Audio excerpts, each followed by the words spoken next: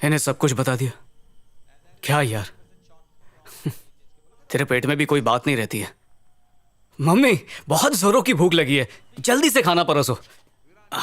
आज क्या खास बनाया है? पनीर टिक्का, मेरा फेवरेट। वाह माँ, मेरा फेवरेट खाना बनाया ताकि मैं वंदना को भूल जाऊं।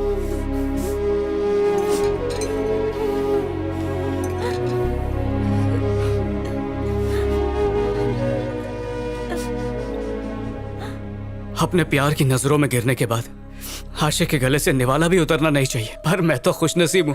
खाने की तारीफ करते करते भूल जाऊंगा कि आज क्या हुआ, और शायद उसे भी। ऊपर वाले ने क्या कमाल का दिमाग दिया है मुझे, जिसमें बात ही नहीं टिकती है। ये भी नहीं टिकेगी। वाह, what a shot! Virat Kohli फिर से सेंचुरी मारेगा। पापा, इस बार सेमीफाइनल में जरूर जाएंगे, और वर्ल्ड कप तो हम। मैं क्यों नहीं भूल पा रहा, ये बात क्यों नहीं भूल पा रहा।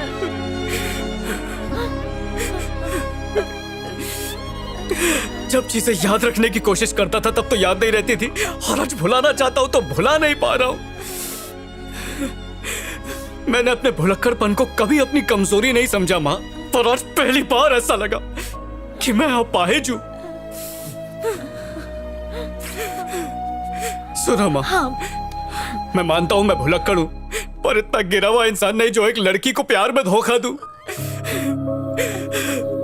मानता हूं कि मैंने झूठ बोला, पर सिर्फ उसका प्यार पाने के लिए। और आज उसने कहा उसे मुझसे घिन आ रही है। कैसे समझाऊं मैं उसे मां, कैसे समझाऊं कितनी तकलीफ हो रही है।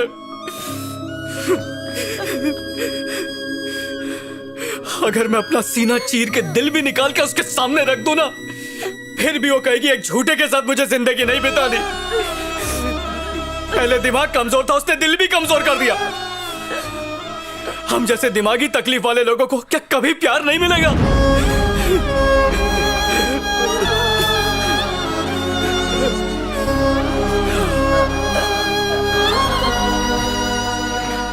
पापा, आपने सही कहा था, बिल्कुल सही। मेरे इस प्यार के चक्कर में आप सभी चक्की की तरह पिस गए। इस गलती के लिए माफ कर दीजिए। आइंदा मैं कभी प्यार नहीं करूंगा।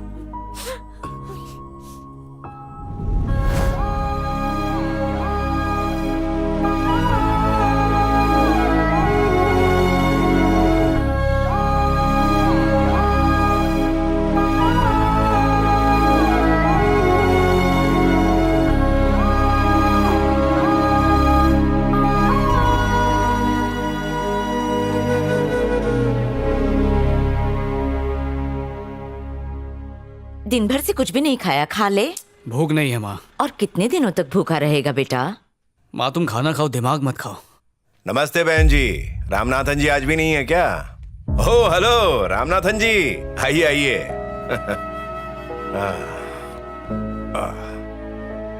आप लोग तो मुझे ऐसे देख रहे हैं जैसे मैं कोई एलियन हूं। ठीक है, यहाँ आने की वजह बताता हूं। मैंने रिश्ता फिक्स कर लिया है। मैं नहीं भी बताता तब भी पता तो चल ही जाता आपको। आपकी एक्स लवर की शादी हो रही हो तो आप खामोश तो बैठोगे नहीं। फिल्मों की तरह मेरी बेटी को शादी के मंडप से किडनैप करने की सोचना भी मत। शरीफ आदमी हूँ, शराफत से समझा रहा हूँ। बस कीजिए भाई साहब, मेरे बेटे को बख्श दीजिए। हम इसे इस तरह तिल तिल मरता हुआ नहीं देख सकते। आखिर हम इसके माँ बाप हैं। मैं ऐसे यही तो कहने की कोशिश कर रहा हूँ। आपको कुछ कहने की जरूरत नहीं। कहने के लिए छोड़ा क्या आपने? आप ये रिश्ता तोड़ना चाहते थे ना, अब ये रिश्ता टूट गया। अब खुश है ना? अब भगवान के लिए जाइए यहाँ से। देखिए, आप तो ऐसे कह रहे हैं जैसे मैं जानबूझकर अपनी बेटी की शादी कहीं और करने की कोशिश कर रहा हूं। वंदना अब आपके बेटे से कोई रिश्ता नहीं रखना चाहती। उसने मेरी पसंद के लड़के से शादी करने के लिए हामी भर दी है। बेटा, पता है मैंने क्या सोचा इस बारे में? सत्या, शुभ काम में देरी कैसी? ये शगुन की थाली स्वीकार कीजिए और रिश्ता पक्का कीजिए। वंदना, क्या कहती हो बेटा? देखो, बाद में मुझे दोष मत देना। नहीं दूंगी, जैसा आप कहें। नहीं नहीं, मैं कुछ नहीं कर रहा बेटा। इससे तुम्हारी शादी करवाने में मुझे कोई दिलचस्पी नहीं। मेरे लिए मेरा दामाद रजनी है। बहुत प्यार करता है तुमसे, फैन हो गया हूं उसका। अंकल, एक मिनट, मैं बात कर रहा हूं ना। ये एक बाप और एक बेटी के बीच की बात है। मैं इसका पिता हूं और मेरी बेटी के लिए अच्छा लड़का ढूंढना मेरा फर्ज है। So please don't interfere. मेरी बात सुनो बेटी, मैं ये तो नहीं जानता कि तुम्हें उससे प्यार कैसे हुआ, पर वो तुमसे बहुत प्यार करता है ये मैं जानता हूं। वो जुनून तुम भी नहीं देख पाई बेटा, बट ये उसका बैड लक है कि वो तुम्हारे सामने बयान नहीं कर पाया। उस दिन हॉस्पिटल में जब तुमने उसे प्रपोज किया, मैंने देखा, जिसे मैंने रिजेक्ट किया। मैं सोच के हैरान था कि तुमने उसे एक्सेप्ट किया। जब उसने तुम्हारी भाभी की मदद की तो मुझे लगा पहली बार मिलकर मैं उसे ठीक से समझ नहीं पाया हूं, इसीलिए मैं उससे दोबारा मिलने गया। वो बोट हाउस पे वेट कर रहा था जहां एक औरत ने उसे अपनी बच्ची को संभालने का जिम्मा दिया, लेकिन जैसे ही उसने मुझे आते हुए देखा, उस बच्ची को वहीं पर छोड़कर वहां से भाग गया। उसके बाद अपने दोस्त को रजनी बनाकर पार्क में ले आया ताकि बिगड़ती हुई सिचुएशन को संभाल सके। मैं देखना चाहता था वो इस झूठ को कहां तक ले जाता है। लाइफ को लेके उसके कॉन्सेप्ट्स बहुत क्लियर थे। जीने के लिए जिंदगी, कमाने के लिए नौकरी और बांटने के लिए प्यार। खुश रहने के लिए ये 3 चीजें काफी हैं सर। जब उसकी ये बात सुनी तो मैंने अपनी परछाई उसमें देखी। जब तुम्हारे बुखार की खबर सुनी तो अपनी माँ की बीमारी का बहाना करके सीधे तुम्हारे पास आ गया।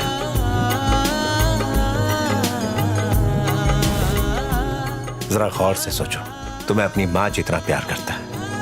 कोई भी इंपॉर्टेंट काम के बीच में कोई दूसरी बात आ जाए तो उसका माइंड डाइवर्ट हो जाता है, पर तुम्हारी बात हो तो माइंड डाइवर्ट नहीं होता। मैं उसकी बीमारी का इलाज समझ गया हूं। तुम्हारा प्यार।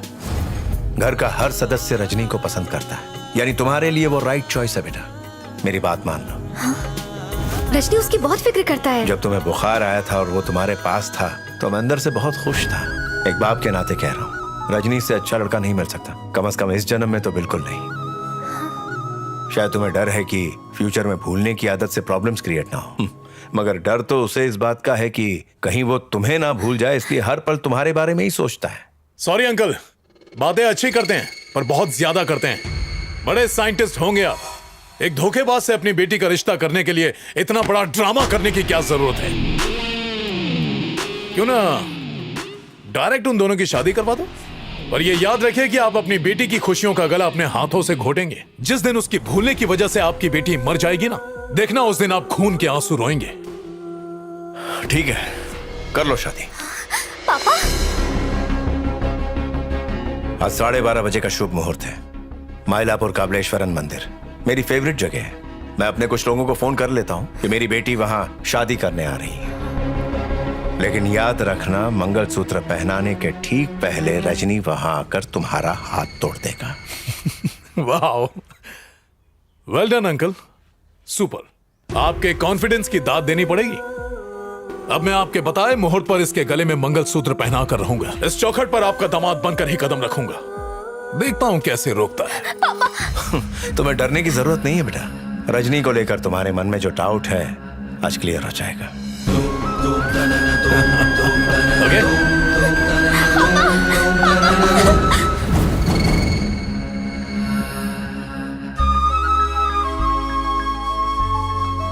सर, मेरे पापा ने भी मुझे आज तक इतनी गहराई से नहीं जाना जितनी गहराई से आपने जाना।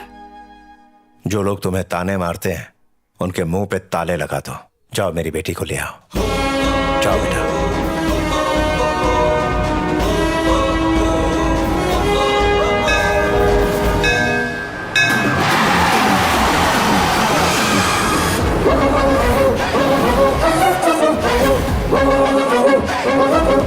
बॉस वो यहाँ पर आ तो गया है पर जा नहीं पाएगा। पता है, इसीलिए तो जगह बदल दी।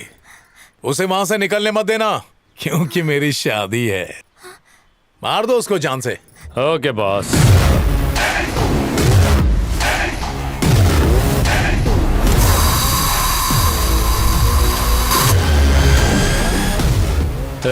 पाना पकड़ उठा लो। ओके।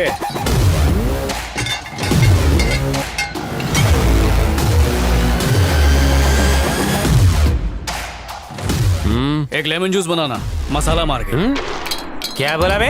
लेमन जूस चाहिए? ये तेरा ठेला नहीं है क्या? तो रास्ते में क्यों खड़ा हुआ है?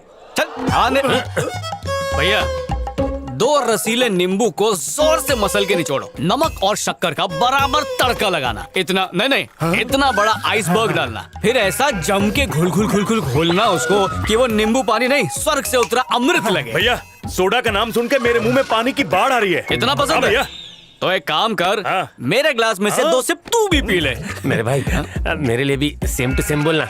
सबके लिए सेम टू सेम। क्या बॉस, इस नल्ले से डर गए? एंट्री तो इसने ऐसी मारी जैसे हम सबका गेम बजा देगा, लेकिन यहाँ बच्चे की तरह खड़ा होकर नींबू जूस चूस रहा है। शॉर्ट टर्म मेमोरी लॉस, येड़ा है येड़ा। जब तक वो लेमन चूस रहा है तू भी जाके गोला चूस ले। Okay sir, happy married life. कैसा लवर चुना था, तुझे भूल के लेमन चूस रहा है। अब मैं तेरे साथ शादी मनाने के बाद उसके सामने जाके उसको सरप्राइज देगा। तेरा बाप कितनी बड़ी बड़ी बातें कर रहा था, जैसे आके मेरे को फाड़ डालेगा। मैं दूध पीता बच्चा दिखता हूँ क्या? ए थोबड़े का एक्सप्रेशन चेंज कर, मैं कोई भूत नहीं, तेरा होने वाला पति हूँ। चल पंडित बुला रहे। ए चल। करंट सा लगा नहीं? इस मंगलसूत्र को वधु के गले में पहना दीजिए।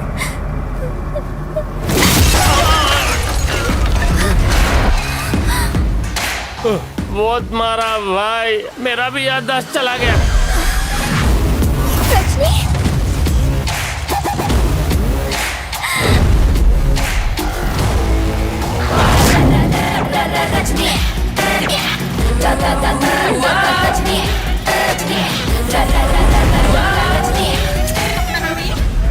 घोड़ी चढ़ने की घाई है क्या?